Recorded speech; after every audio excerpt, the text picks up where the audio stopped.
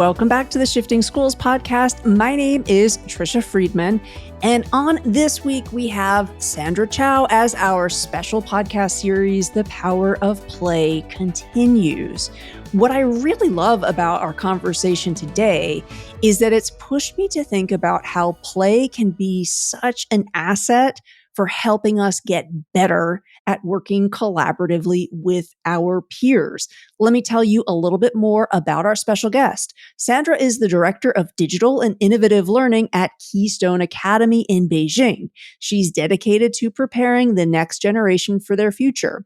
With over 20 years of experience as an educator in Canada and internationally, Sandra strives to prepare students and train educators to be instructional creators in a global community. She's ISTE certified, she's an Apple Distinguished Educator and a professional learning specialist, a Microsoft Innovative Educator Expert, and a Google certified coach. She's an innovator and trainer as well as a global Competence and GCAA certified practitioner. We get into all of her successes and the many awards she's won. Her experience as a professional accountant, educational consultant, and cross-cultural educator provides her with a unique perspective as a leader. Sandra strives to, again, prepare students, train educators to learn, teach, collaborate, and create in a globally competitive society. Before we get into our insights from Sandra on what the power of play has meant for her, we've got a quick word from our show sponsors.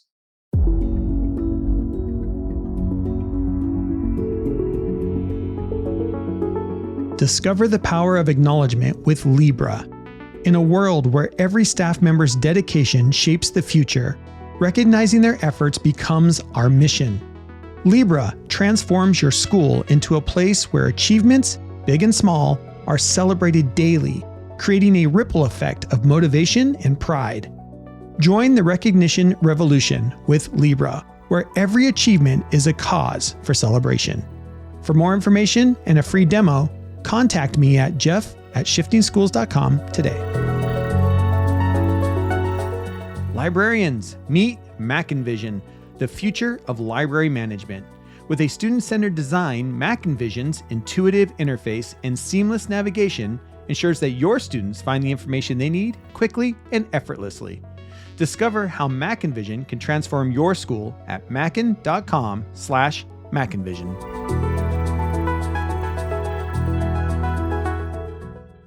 And with that, let's talk more about the power of play with Sandra.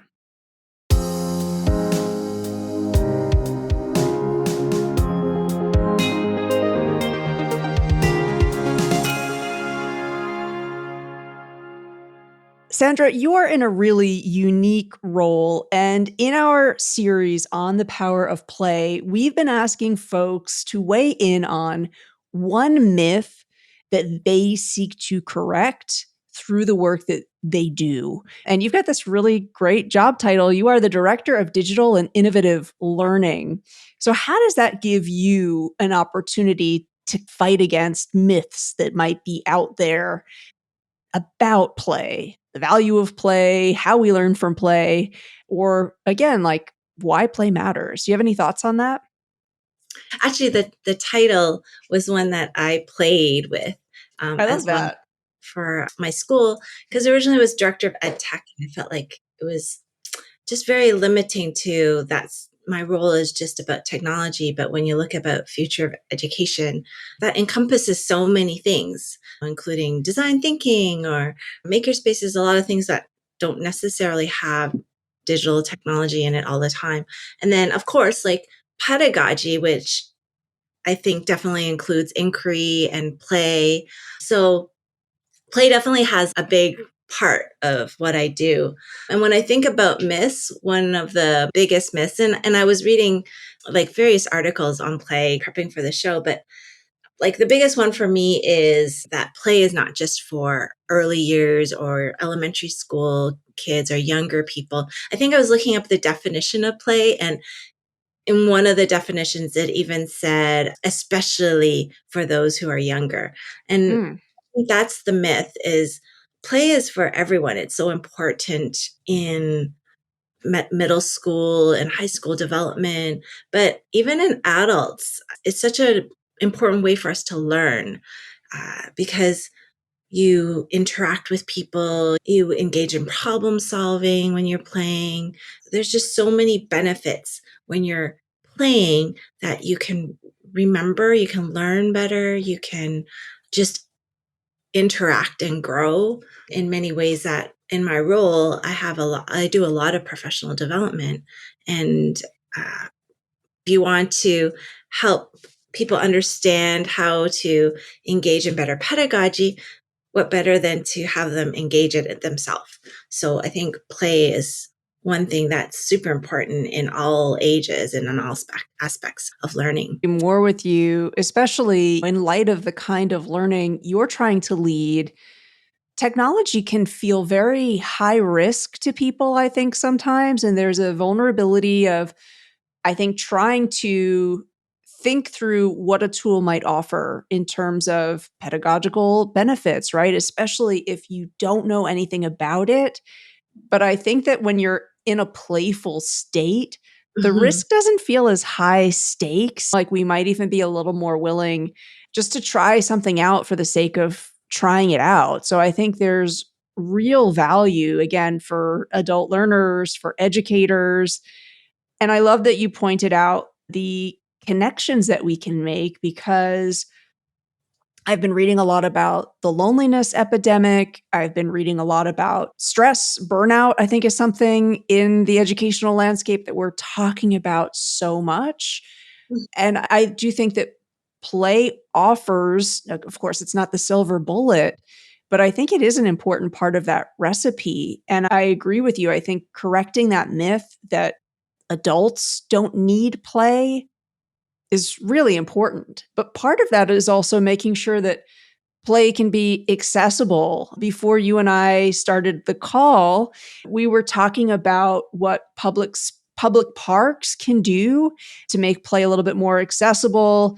You're familiar with the area that I'm in now, and I had mentioned to you every winter there's free ice skating rinks, which is wonderful. I'm not a great ice skater, but just by virtue of it being there, it's local and it's free. I've gotten my skates on a few times and just had fun with it. And again, the research agrees with you and I on this. Play is beneficial for all folks, all ages. So then the question does become, how do we give people better access to it? What is something that you would like to see done in order to make play a little bit more accessible? I think, first of all, I really loved like what you talked about connecting play to well-being. I think it can engage in play and everyone can just really have a lot of fun with just their family, with their friends. During the pandemic, you mentioned the pandemic, on Fridays, I ended up connecting with friends every Friday. And what did we do? We had great food, but we would always play games, whether it be like sock toss, or we played this game called Hey Robot. It was a Kickstarter game, and Jimmy Fallon was talking about it on the talk show. So we started playing various games each week. And it was such a savior during that time where, like you said, loneliness, people were stressed. It was a very difficult time period. And every Friday we looked forward to that time where we would got to gather together. And it was very simple. It talks in terms of accessibility. Most people have socks or something they can toss, even if it wasn't socks. It could be, trash. Crumpled And paper, yeah. yeah, and so we would just try to get it into a box. And we gave out like little ribbons. My daughter made like fun little ribbons, and I think the person who was last place got a ribbon that my daughter made that said, "Nice try." Being playful and funny and making each other laugh, I think those are really accessible if you just have a little bit of creativity. I'm thinking also about I can't remember the kid's name, but who made the cardboard arcade? Kane's Kane's Arcade. Arcade. Yeah. And he was just in his dad's shop and made play out of cardboard. And so play can be really accessible, but I do appreciate planning that really puts emphasis into making sure there is recreational facilities that are accessible to everyone. Especially in some of the countries, you can have really high ranking in happiness and joy. A lot of those places like Finland, or I've been to, I think it was Norway. All those Nordic countries, they had really great parks with fantastic, weird and wacky playgrounds or sidewalks that have trampolines and you just jump across it. When we were in Taiwan, I loved the parks that we could just easily go to, slide races, and the kids would just run around the park and play tag. I think all of those things are things that are really important that city planners need to think about, is how do we incorporate play into various parts of the city.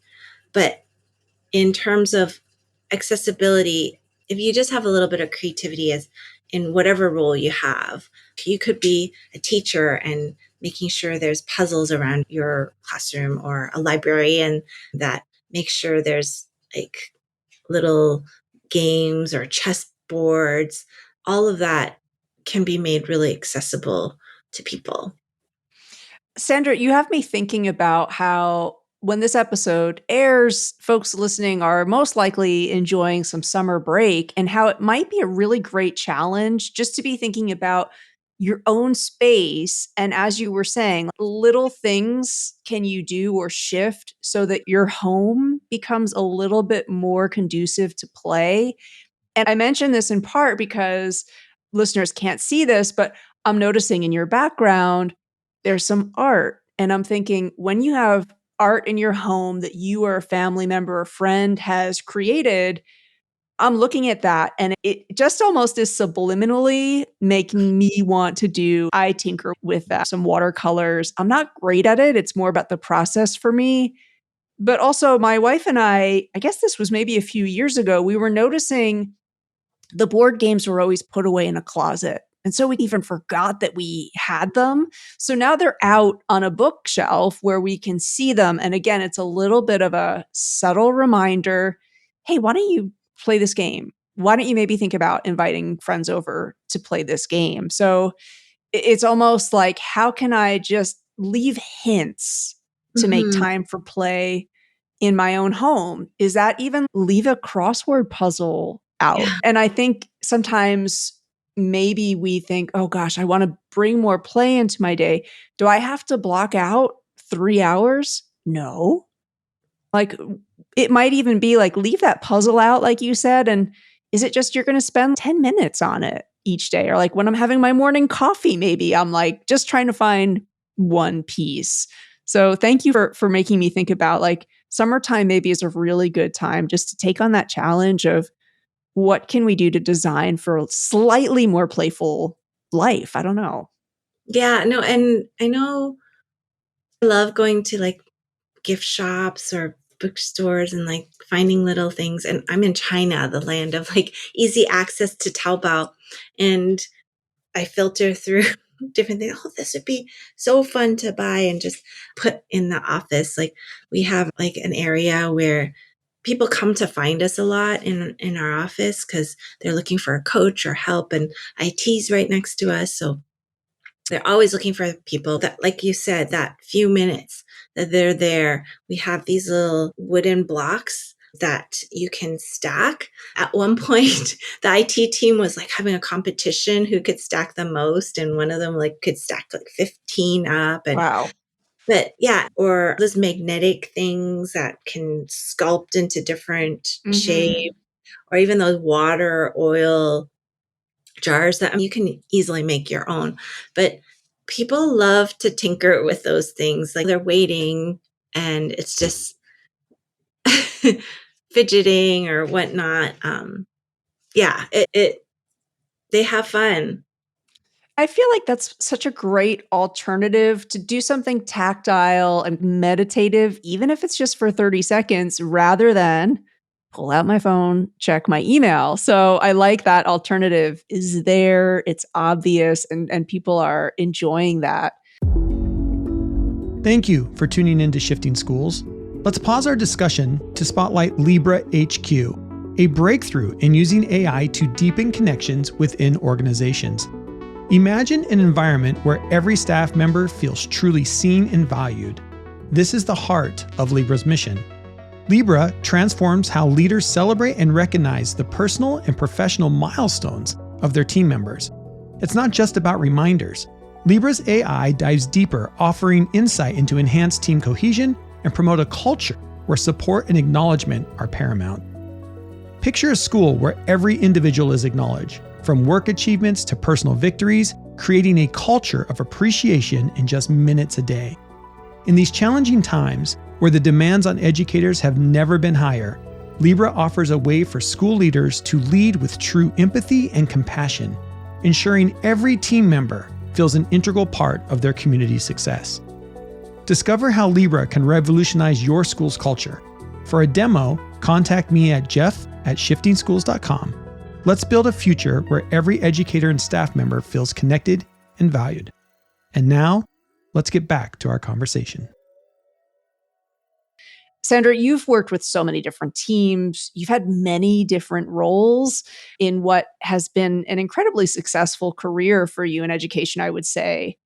And I would wonder, do you have any thoughts, all of the different collaborative teams and efforts that you've been a part of, what role do you think play has played in, again, like your story of growing as a collaborator? Has playfulness helped you in working with different teams? Is that something that has always been a part of your work? Or is it something that organically you've developed and cultivated? I think I know I was reflecting on the question as I was preparing, and I started actually in kindergarten in my career. I was an accountant before that, and we had lots of play as well. I remember as an accountant, we were in Ottawa, and we were walking to the restaurant, and my colleague and I were coming back, and I don't know if you've ever been on, this is my favorite thing. Ottawa, the snow can come up to your waist, Yes, it but can. sometimes it rains and you get this sheet of ice. It's hard. So if you're careful, you can walk on the top of the ice and not fall and go across, but underneath it's pretty soft. So I remember my colleague and I went across. This was like down in what used to be it was the adult high school. And then we went to a restaurant, and then we went back to our clients, and I was like, oh, let's go on top of the snow. He said, no, we're going to fall through. I'm like, no, we're going to make it. And I remember this very clearly because we were having so much fun. And so we went, and he's in a suit. I'm in this business dress because we were auditing. We're walking on top of the snow. And of course, in the middle of this field, we went, boom. we both fell in, and I was like stuck. But I think if you are around people and other people and you want to have fun, then play becomes inevitably a part of that collaboration. But like coming back to kindergarten, I was mentored by this wonderful lady who was seasoned and retired, and my principal, because I was a new teacher, had paired me up with her, knowing that when your first year as a kindergarten teacher, there could be a lot of areas where you need advice and mentoring. And I remember she just helped me to understand the students so much and how to embed play in all corners of the room. Like, you're basically a crafter of play in kindergarten. And like, how can I make sure every corner becomes an area of play in different formats, whether it be imagination or in role play or water play or sand play, art, different types of art, interactive play and games. Like, you're constantly thinking about play. So my first year was really pivotal in just helping me understand that space. And then quite quickly that year, I got paired up also with a professor from York University, and she was on sabbatical. Her name was Heather Lotherington, and we engaged in this project that became a 5-year project called Rewriting Goldilocks. She was on sabbatical, but we ended up just out of play creating this research out of it where we really wanted our students to learn about literacy. And we started with the story of Goldilocks and the Three Bears, and we ended up, my principal had instilled in us, she was a literacy coach, and the importance of a child. I was in an inner city school, and she instilled in me this idea that every child needs to own stories. And so you have to tell the same story many times to them so that they can really own that and have the language and oral language ability to be able to tell the story themselves. So we engage in this process, but in working with the professor, it was very much about how do we engage in different ways of telling the story, and play became a huge part of it. We had felt boards, we had different versions of the story, many that were funny and rewrites.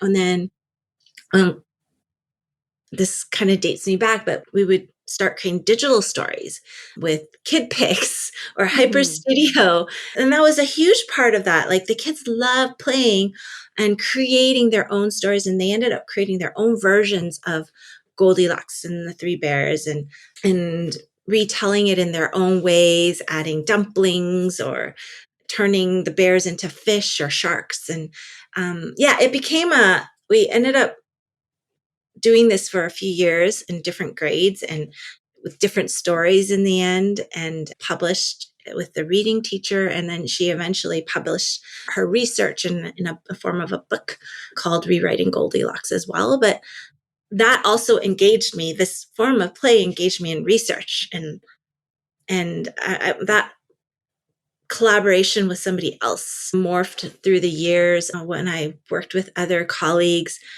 I had this amazing group of teachers that I would work with, and we created many projects together, and it was always let's share, and we would riff off each other's ideas that would be really fun. And we had this one unit where it was like CSI, and it was about rubber chickens, and the rubber chicken had died, and we wanted to figure out who killed the rubber chicken. And it was just fun, and it was us playing off of each other's ideas. And so I would say, if I didn't have that foundational experience of what a really healthy collaborative environment was like, I might not be the same as who I am now, because now that's what I know. My principal had instilled such a love for collaboration with others when I first started, that I bring that into every part of what I do. Two things that I immediately want to respond to in your reflection.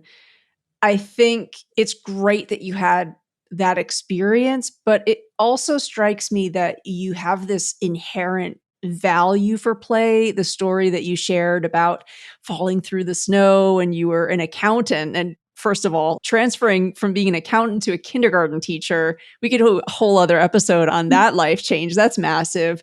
But in your retelling of that, it seems like you so deeply understand that moments that are going to matter years later are often anchored in play. When you were recalling that memory, the smile on your face, the palpable emotion all these years later, and I have no doubt it's a strong memory for the other person who's telling that story somewhere else in the world today.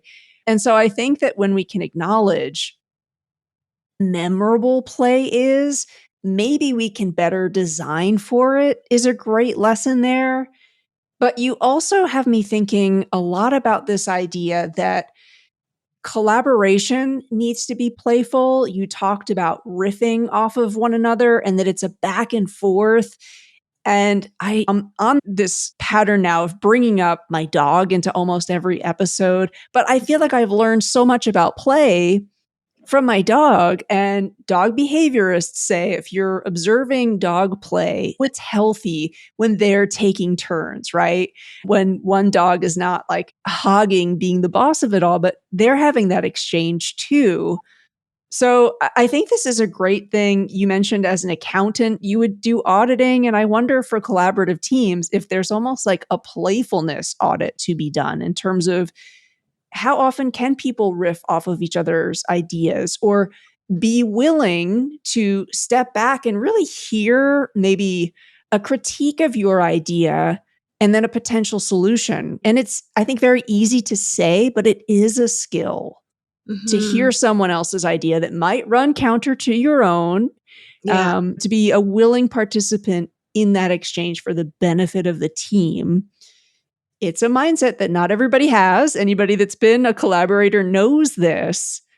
And I wonder if you've got anything else to say about cultivating that mindset, a willingness to be in that space where you're not taking up all the space, you are taking turns, and you're thinking vision.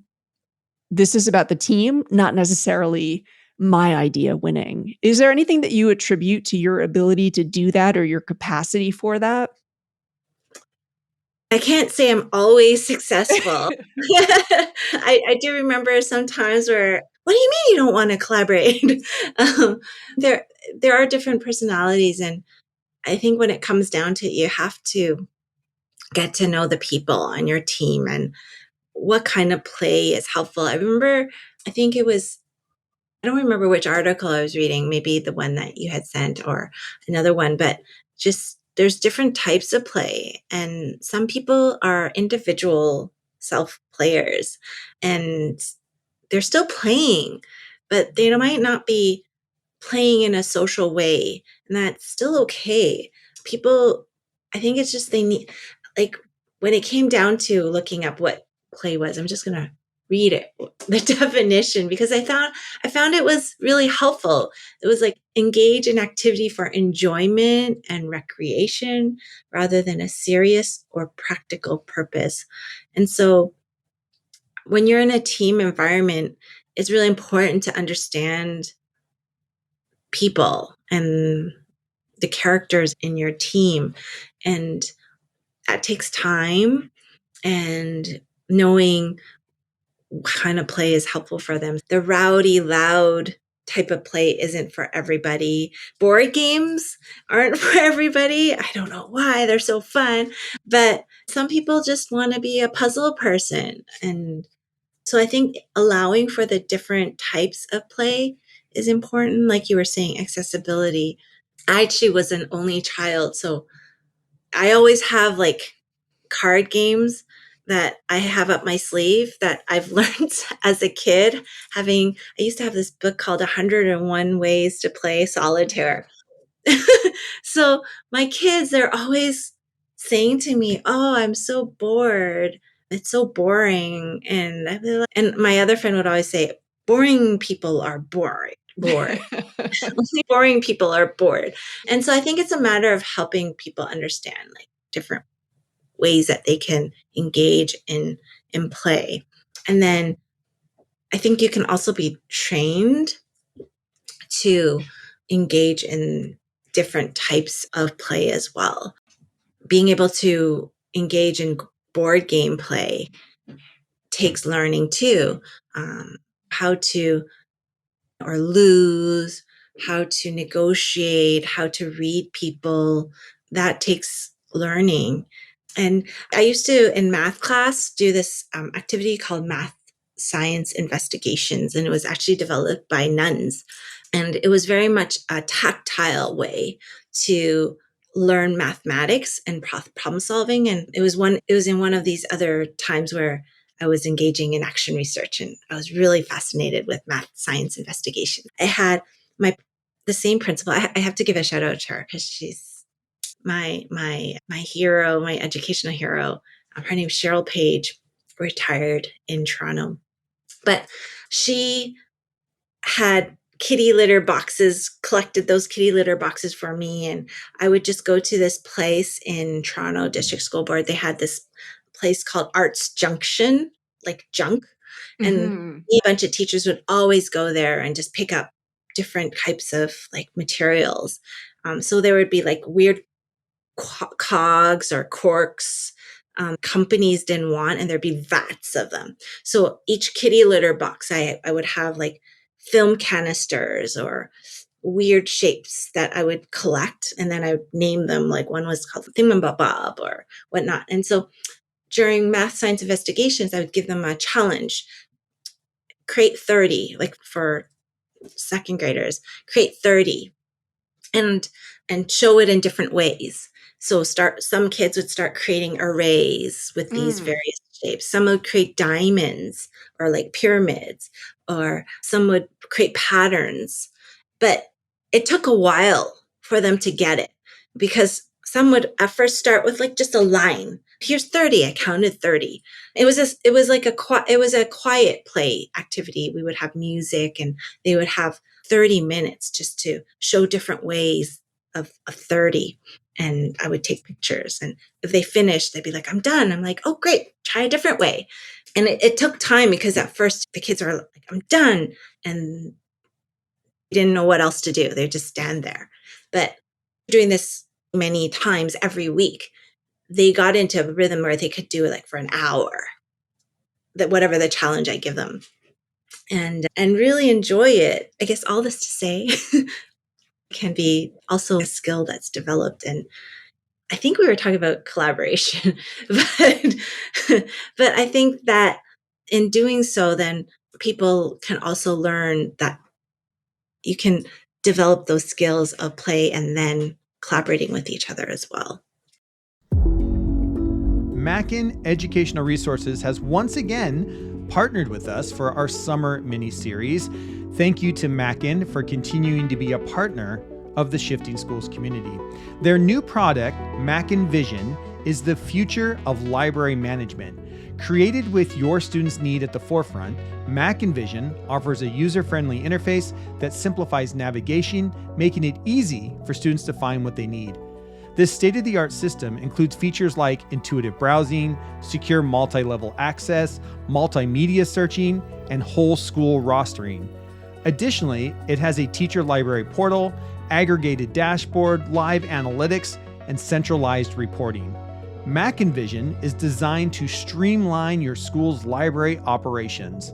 Learn more about how Mackin Vision can benefit your school at mackin.com/MackinVision. Schedule your free demonstration and experience the future today. I think also you're making me think about how play is an interesting window into some self-awareness and self-discovery, which is super important if you're going to be working with others. So even just you mentioned some people aren't board game people, but board games are now incredibly diverse. So you might not be into the very long, very strategic, lots of layers of rules kind of game, Yeah. but maybe you like Wordle, or maybe you do really like that game of Risk that's going to take days and days. But trying out a few different games and just noticing which ones do you enjoy? What is a board game that you enjoy that surprises you that you enjoy it? Yeah, I think that's an interesting conversation to have among colleagues too. Like, what is your relationship with games, with play? And how does that show up in your work? These are, I think, really interesting ways to get to know one another. It dawns on me as you're talking a lot about the experiences you've had in being innovative, in seeing resources in places that maybe others have not, that a lot of that has led to some of your successes. You've won so many different awards for your work with technology. And I'm wondering again, if you see your willingness to, again, technology, I love educational technology too. It can be sometimes frustrating, right? It can sometimes be daunting. And we're now learning and working in an era where it's shifting all the time. Do you feel like your capacity to keep playing with technology, to keep thinking about, I love what you said right from the beginning about it, not necessarily being about the tools, but being very human centered. Do you see your work with tech kind of building on your foundation of being a very playful person? I think definitely. Actually, most of the awards that I won were collaborative awards because of the school we were in. Again, we were always the same principal was always just pushing us to innovative and try new things. But because we were always working together in collaborative formats, then even our process of applying for the award became very playful. Like one of them was video submission, and we were like trying to think of creative and fun ways to showcase all the work that we were doing in the school, and the kids became a big part of it, and it was so much fun. And we ended up coming up with a theme, building bridges with technology and how we connect with different constituents in the school because of our use of technology. But you have to really new things in order to be called innovative and be willing to see if it works or sometimes not work. And if it doesn't work, that's still a learning process because okay, that wasn't really effective in helping the students grow and learn. I think there's being playful and fun for enjoyment. But in the end, as a teacher and educator, I want my kids to grow and learn. And if it's not helping them learn, then I think that, and I guess that's where that action research is. If it's not helping them to learn and grow, then you got to try something else. And yeah, I think throughout that process, we would try different technology. We were always the ones piloting new technology. And so once you get one company or hardware company knowing that you're already showcasing how this is helpful, then they start giving you free things. And as I shared, it was like an inner city school. So we didn't have a lot of funding from our public system. And our students didn't have family members that would donate a lot of money or through PTA or whatnot. So everything that was provided in our school was oftentimes grants, research grants or donations. And we connected with a lot of companies. And for us, being able to prepare our students for their future was huge. So early on, we got smart boards in every classroom. And in order to learn the technology, we always had sandbox time where you just have to play with it and see whether or not it would work. And I remember when we got access to Google Cardboard for the first time as well. And I had connected with somebody at Google, and he gave me like this big duff. I remember going to Waterloo and showing up at this footstep, and here's the goods, and it was all in this black duffel bag. But it was like phones, Android phones, and the cardboard. And I ended up taking it to different parts of the district, so just so that the kids would have a chance to play with it and experience what it was like. And inevitably, every time it was like, whoa. And so I think you have to engage in risk taking and trying new things, and it could be technology, it could be a pedagogy or a way of learning. But if it doesn't work, it's okay to abandon it and try something else. What you were saying, try different board games. And if it's not a good fit, then try something else. And that's okay too. Yeah, and I think it's, again, I love that you mentioned, like, it's a sandbox. Sometimes even having the language for where you're at with the process can be a useful reminder in This isn't final decision making time. This isn't having to know all the details, understand how everything functions time. This is experimentation time. And I do really think that is something that we don't necessarily give ourselves enough of, forget about in education, but in our personal lives too. And you have me thinking, bear with me, Sandra, this is like a little bit of a humble brag, but I've started doing this thing in the past few years. And it just dawns on me now that this is almost like sandbox time for what I found out from a different guest. You're right, different people have different preferences for play. And there's also something called intellectual play. And you keep talking about action research. Your face is lighting up. You are also someone who really enjoys intellectual play. So, what I do is I go to the library every week. I'm an avid reader. I have books that I've ordered, that I've requested, that are like on my to be read. But my amazing librarians also curate different books, different themes. And so I've also committed to just checking out a book randomly that I would not necessarily be drawn to, just to see what's there. Like, why did the librarian maybe pull this one in particular? And as you said, doesn't always work. Sometimes I don't finish the book, but I just last night actually finished a book that's called Trash Talk. This is a book that I pulled off the curated shelf by Rafi Kohan. And it's about the role of trash talk in sports in a variety of different sort of realms. And it was fascinating. And as you're probably getting a sense, like I'm very interested in collaboration. And it really dives deep into how some professional sports teams really benefit from having somebody on their team that's super skillful at talking trash. But it's a history of trash talk. It looks at it from different cultures.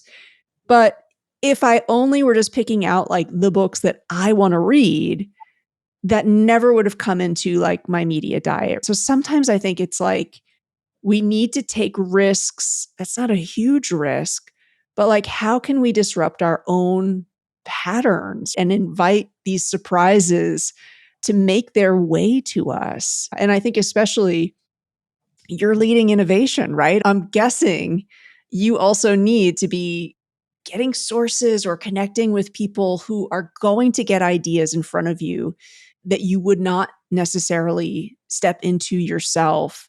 And I'd love to ask you in closing, is there something that you're recognizing you do that disrupts your pattern or your approach? Be it you're always looking for different people to inspire you, or you're always trying to broaden your network.